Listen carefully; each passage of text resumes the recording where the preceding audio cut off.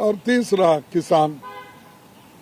किसान का हम नहीं बोल रहे, किसान लोग तो धरना बैठे हैं और किसान लोग वहां पर 1 साल तक बैठे, उनकी कोई चिंता उन्होंने नहीं की और 3 काले कानून लाके उन्होंने फिर बाद में वापस लिया।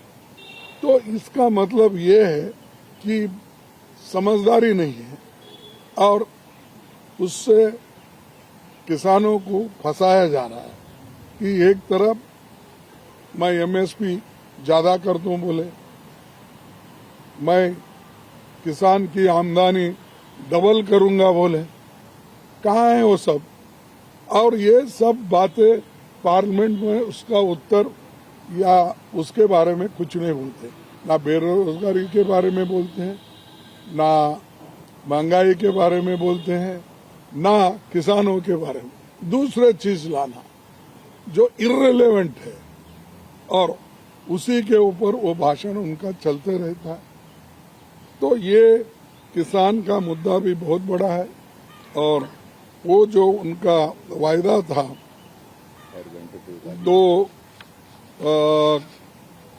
ये अपना डबल आमदनी करने का, वो कुछ भी नहीं है। और ट्रैक्टर पे, इस पे, ये जो एग्रीकल्चर इक्विपमेंट्स है उनके ऊपर भी जीएसटी लगाया गया। और एमएसपी की गारंटी तो छोड़ो, मोदी की गारंटी बोलो, ये गारंटी लिखो ना। जो आपने कहा कि मोदी की गारंटी एमएसपी थी, मैं नहीं कर सका, नौकरियां 2-2 करोड़ हर साल देना था, मैं नहीं कर सका, ये मोदी की गारंटी है ना।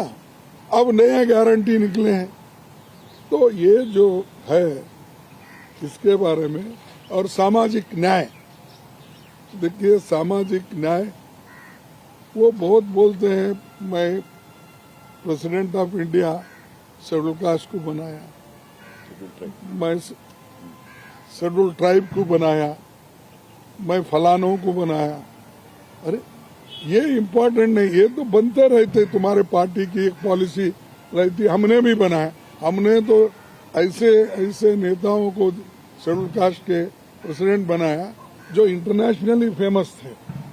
मैं ये नहीं कर रहा हूँ, कोई इनको क्रिटिसाइज नहीं कर रहा हूँ, मैं इनका भी महत्व मैं जानता हूँ, लेकिन अच्छे पढ़े लिखे लोगों को और अच्छे इंटरनेशनली फेमस जर्नलिस्ट थे, फिर एम्बेसडर थे, फिर वाइस प्रेसिडेंट बने, फिर उसके बाद में वो प्रेसिडेंट ऑफ इंडिया बने, वो शेड्यूल कास्ट थे। तो ये बातें उन्होंने वहां बोलना, बाबा साहब अम्बेडकर के बारे में हम फोटो लगाए, वो बोल, इससे देखो ये तो इमोशनल चीजें हैं, लेकिन आदमी को रोजगार देना ये इम्पोर्टेंट है। इसकी बात आप करना चाहिए, इसके लिए हम बोलते। और सामाजिक न्याय उस वक्त मिलता है, हर चीज में आप लोग भागीदारी देना चाहिए। पब्लिक सेक्टर्स क्यों इंसिस्ट कर रहे हैं? पब्लिक सेक्टर्स अगर ज्यादा बने, बड़े बड़े बने, तो उसमें एम्प्लॉयमेंट ज्यादा मिलता है और SC ST OBC का वहां पर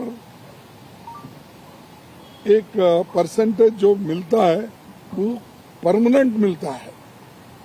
वो इधर उधर भागने की, जो कॉन्ट्रैक्ट जॉब करना, डेली वेजेस करना, ये सब उसको स्थिरता नहीं देती और खास करके उनको एक स्टेबिलिटी भी नहीं मिलती।